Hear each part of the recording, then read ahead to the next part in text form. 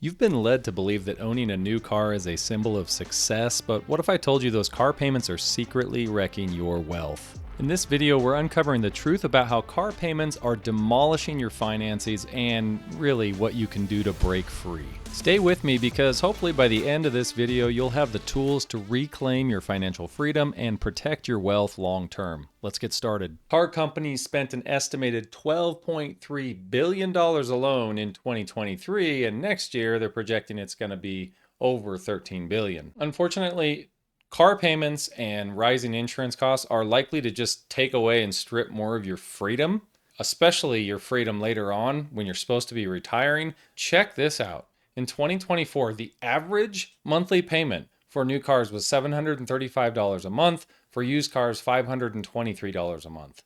6.73% interest on new cars and 11.9% on used cars. The loan term, 67 months average for new cars, 67 months for used cars.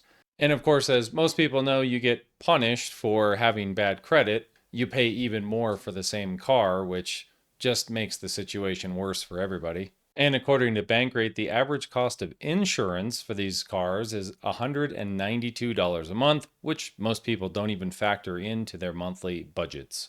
Americans now owe $1.6 trillion in auto loan debt. I think that's now surpassed student loans even without the stupid bailout. This is up $55 billion from the same time last year and $12 billion from last quarter. Jeez. Goes on to say stresses around money are rising too. Of U.S. adults, 47% say money has a negative impact on their mental health, and at least occasionally. Well, duh. I'm going to tell you a quick story about myself here in a minute. I was one of these folks that always had car payments, turned in my cars every 1 to 2 years, sometimes even less, and I was just miserable until I finally settled on a car and just kept it and had paid off cars. So auto loan delinquency, like 90 days past due, has increased for almost all age groups since the pandemic. New cars cost more than they ever have. You borrow lots of money with interest on a depreciating asset. You pay to maintain the vehicle, even if it's new in most cases. And then you can have it depreciate drastically. The higher the cost of the vehicle initially, the more it's going to drop.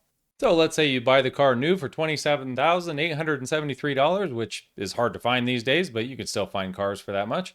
The minute you drive off the lot, it becomes a used car and depreciates immediately by 9%, roughly. So in this case, our $29,000 car is now worth $27,314 with 1 mile on it. 1 year down the road, you're at $24,000 or 81% of the initial value. 2 years, you're down to $20,500. 3 years, you're at $17,406, which is 58% of the original value. And at year 4 and 5, you're in the 40% total value range, and it'll be down to around $12,000 to $14,000. Of course, this is just an example. All cars are going to be different, and you might have a unicorn. I know. Some of you are going to chime in the comments and say, but car guy, my car went up in value with supply chain shortages. Please, come on. You know that's not going to last. And you know that over time, traditionally and moving forward, we are going to see these depreciate just like they always have. So generally speaking, your new car loses 10% of its value the moment you leave the lot.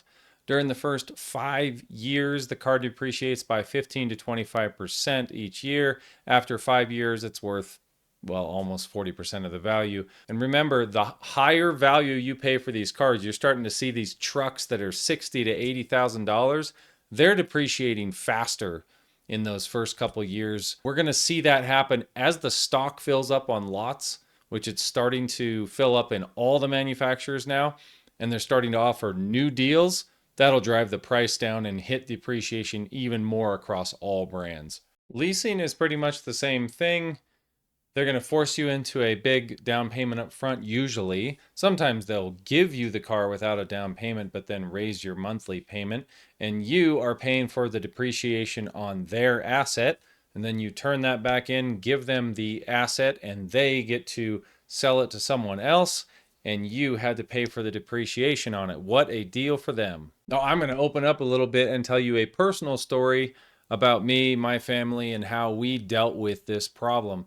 I was someone, well, I'm a car guy, and I just love buying new cars all the time. I would trade them in 6 months, 8 months, a year, whatever it was. And I was constantly cycling through cars, which helped me to have the knowledge to make a lot of content I do on this channel. But it was very, very bad for personal finances. So the way I changed it was I spent about 2 years of my life getting rid of credit card debt and getting rid of car payments. You get to take that money and invest it elsewhere, whether it's in mutual funds or something else, and let the money work for you. And you won't have to be working at some retail establishment when you're 60 or 70 years old. My goal is to retire early, retire securely, have more freedom while I get to retirement. We're not tied down by this insane monthly payment or maybe 2 or 3 monthly payments that I see a lot of these families getting into. So sometimes it's really hard to get out of negative equity, get out of the payments you're in, and then save money and get a paid off car, but you can do it. And you ever get that new car and maybe 6 months or a year, that newness wears off, the car gets dirty, the kids start spilling stuff in the car. Everywhere you park, you feel like you got to park out in the boonies because someone's going to give you a door ding. You don't trust anybody. I'm worried about hailstorms. I mean, it's just like there's so much stress that goes into owning this new depreciating piece of metal. So, rule number one, some people say buy cars 3 to 5 years old. I would actually target like 5 years and older. There are a lot of good cars 5 years and older, and I'm going to show you a little bit about how to find those here in a second. Take a look at this. Look at Colorado here. So the difference in like a brand new car with full coverage in my state of Colorado is $2,941. Compare that to the minimum coverage premium like liability, you pay $549. Call your insurance company, give them a VIN number of a brand new car. Like just take, for example, a Nissan Leaf or something, whatever car it is you're looking at, and get the brand new 2024 version of that car. Call them up, give them the VIN. They'll give you a quote. It'll almost always be probably $50, $80, $90 more per month than if you got one that was even 4 or 5 years older. The same exact car. The reason is insurance companies base their pricing off of the value of the car. So just like in our depreciation, insurance companies take that into consideration. So if they have to replace a $40,000 car because it's brand new, that's a lot more for them, so they charge you more insurance. Makes a lot of sense. Rule number two, really try hard to buy your car cash. I know a lot of people can't, but it's worth it to just drop down to an older car and buy something cash rather than spending these crazy interest rates that we're seeing now and higher insurance costs every month. Let's take, for example, this 2018 Camry. What most people don't factor in is the total cost of ownership over 5 years, which includes your depreciation of the car, even if you buy used, your taxes and fees, your financing, your fuel costs, your insurance costs, your repairs and maintenance. All those are kind of totaled into this estimator on Edmunds, and you can go find this for just about any car on Edmunds.com. It's a nice little kind of reality check when you see a number like this, true cost to own. If you bought this car for $19,671, your true cost to own could be closer to $37,000 by the time you get 5 years down the road, which most people they don't want to face that. So you got to factor that into your monthly payment. Insurance comes up every month, fuel comes up every month, and your financing charges come up every month. And also taxes and fees, there's no way out of those either. Now let's take that previous example of a $560 a month car payment. At 7% in a mutual fund for 5 years, you would invest $33,600 if you weren't spending that on a car, and that would actually yield $40,000 after interest. But it gets better because once money starts working for you, it's way more powerful than any vehicle. Check this out. If your starting amount was $0, years to invest 30, and you just took that $560 a month and drove a beater and always put that into just a generic mutual fund that gets you 7% compounded annually over time, which is what most of them do. That's a conservative estimate. You, in 30 years, would have $658,000, but you only invested $201,000 over the course of that 30 years. That's how powerful it is to have money work for you instead of you getting swindled by these manufacturers and dealers. You gotta resist the shiny. And rule number three, which I don't hear anyone else really talking about, is you can't just buy an old car and hope that it goes well for you. Spend time, more time, looking at reliability data. The nice thing about a used car is that you actually have a track record of these vehicles. So once you buy 5 years or older, it's actually an advantage. Look at these new cars that are having all these failures with the engines and issues with them. You don't know what you're getting when you're getting a new car. It might be great, it might be terrible. We don't know. But when you get 5 years, 6 years, 7 years in, the track record's kind of laid out for that car, and we have a good history. So if you're short on time, you could just go to carcomplaints.com. I'm not affiliated with them in any way. I just use this site. And you can scroll down to this best vehicles link here.